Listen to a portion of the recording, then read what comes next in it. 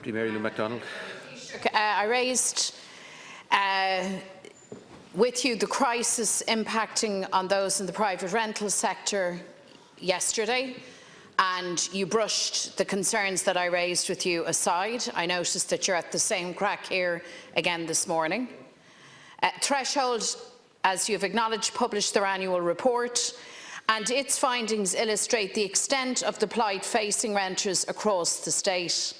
The report states, and listen to this, Taoiseach, it became evident in 2017 that some landlords and agents were not adhering to the rent pressure zone legislation and finding ways to circumvent it. The standard rent in all RPZs, in all rent pressure zones, rose, some by as much as 10% in the 12-month period following the RPZ designation. And this is borne out, as you've acknowledged, by other reports.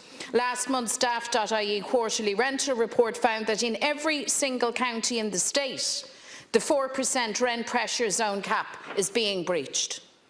And the same trend has been recorded in the RTB's quarterly index. In areas like Limerick City and Waterford City, there have been 20% increases in the rents that people are paying.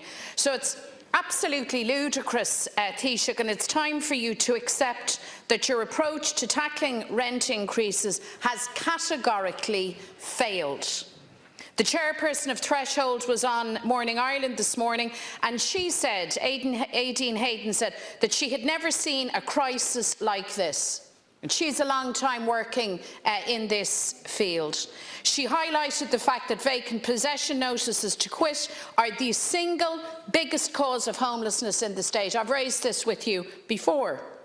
I've raised these things consistently with you, and I have consistently gotten from you glib commentary, like the commentary yesterday about not singling out groups of people for a tax break like renters.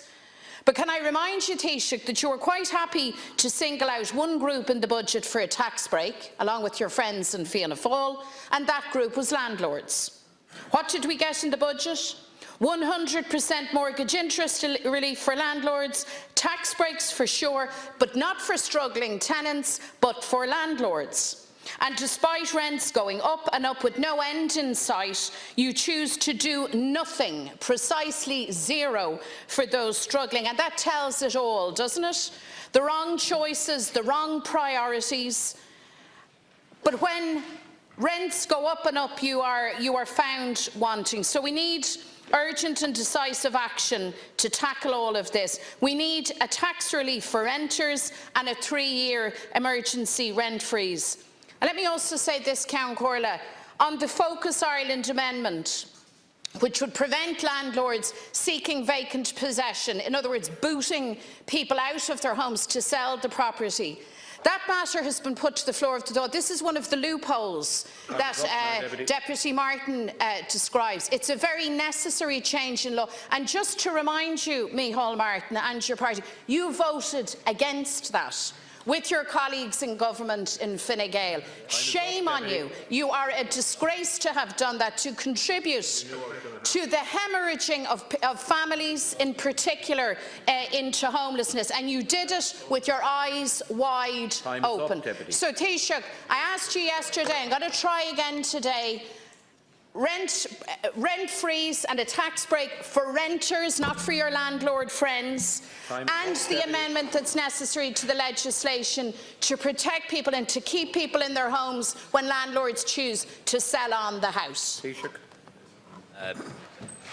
Deputy, I answered your question yesterday in relation to a tax break for people who are renting, and what we're doing in the finance bill in the budget is providing a tax reduction, an income tax reduction or a USC reduction for over 1 million people, because we recognise that there are people who are struggling to pay the rent. We also recognise that there are people who are saving for a deposit on a new home. We also recognise there are people who are facing big childcare costs, for example. So rather than just having an income tax cut for one group of people, we decided to have a package of income tax reductions and USC reductions which will benefit many more people than your plan would. And I think it's important that the Irish public know that our tax plans will benefit the many, not the few. millions of people, as opposed to hundreds of thousands, which is the Sinn Féin plan. Again, on the Daft.ie report, and I think this is important, when it comes to the Daft.ie figures, it is only a sample of rents advertised in that particular website. It doesn't include people who are staying in the same accommodation, in the same apartment or the same house year on year. And that's why the figures are as they are. The figures that are much more accurate and cover the entire rental market are those of the RTB. And those do indicate that rents are rising. And rising too fast, but certainly not at the rate in which you describe. And for your information, Limerick is not an RPZ. Perhaps it should be, but Limerick is not an RPZ. In terms of landlords, I think it's wrong to demonise landlords. And I'm not a landlord, by the way, before you ask. But I think it is wrong to demonise landlords. We do actually need landlords and property owners in this country.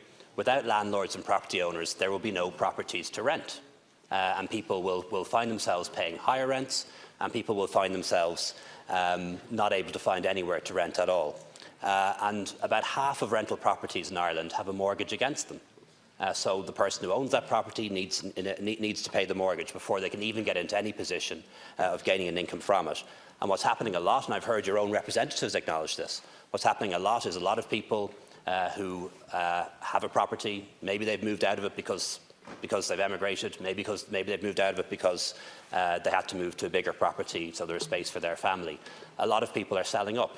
Once the property prices rise, they're selling up, they're getting out of the private rental sector, they don't want to be landlords anymore. And that actually is contributing to the problems that we're now facing. So we have to find an appropriate balance between the rights and protections that we afford tenants and the rights and protections that we afford landlords as well. Say, for example, somebody who had to emigrate during the recession, went to England, went to Australia. They're now coming back to Ireland, taking up a job in our public service, and they want to move back into the house that they bought before they emigrated. Should they not be allowed to do so? Thank you, Taoiseach. Deputy Mary Lou McDonald. Well, firstly, Taoiseach, the figures that I've quoted to you aren't my figures. The thresholds, RTB and Daft.ie. I think we can all accept that these are reputable sources of figures. But of course, this isn't just about figures and statistics, this is about people. And anybody with an eye in their head, who's using their ears, who has a brain to process what is clearly evident all around us, can understand the depths of the crisis that we face. Your answer to me again this morning is a complete cop-out. The reality is that in the budget you were quite prepared to give favourable treatment to landlords, and many of your colleagues are landlords if you are not one.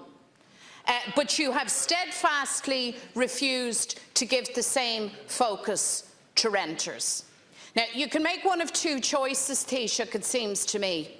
You can continue with this claptrap, this trend that you're on, and, you know, Nero can fiddle and Rome burns. Or you can actually accept the objective facts. And one of these facts is, meanwhile you talk about striking what you regard as an appropriate balance of rights. Please, Deputy, there's a story in the media today, Count Corla, which says that many people who are already in homelessness and who are relying on hotel accommodation may well find themselves turfed out even from that on the brow of Christmas. And we raise these matters with you and we get nonsense and cop-outs and claptrap about Christmas trees. I want to know, what are you going to do for renters? And when you're on your feet, you might also tell us what contingency plans are in place for people who may face being thrown out of the hotel accommodation that they're relying on now. Taoiseach. Deputy, we had the same concerns expressed, you'll recall, in the run-up to the papal visit, that people would be thrown out of hotels and would find themselves on the streets unable to find hotel or B&B accommodation during that period, and it didn't happen. It didn't happen because we dealt with it, and we'll deal with this issue as well. And you'll know from previous years that the number of people in emergency accommodation over the December period tends to go down because a lot of people do return to their families or move in with families over that Christmas period. But it's something that we will manage. But you are right, Deputy. This is about people, and I read a story in the papers as well today about a very heartwarming story about James McLean, who I know is a Republican, also a very able footballer, who is paying out of his own pocket to accommodate homeless people in the city of Derry. And I think that's a really admirable thing for him to do. And I know he must be a very generous person. But this is the city of Derry, the city which has a Sinn Féin MP, a council in which Sinn Féin is the largest party, and is in Northern Ireland, where you're supposed to be in government. So again, you come into this House making out once again that you have some sort of monopoly on compassion. You don't. You don't, Deputy, because if you really did care about homeless people, you would get busy dealing with it in Derry, where there's a Sinn Féin MP. Sinn Féin are the largest party on the council, and Sinn Féin should be in Stormont. And there are 200,000 people in Northern Ireland homeless, according to the Simon community. But you don't want to do that because you don't really care. You just want to weaponise. You want to weaponise homeless people and vulnerable people to score political points for your party, and that's just disreputable. Thank you, Taoiseach.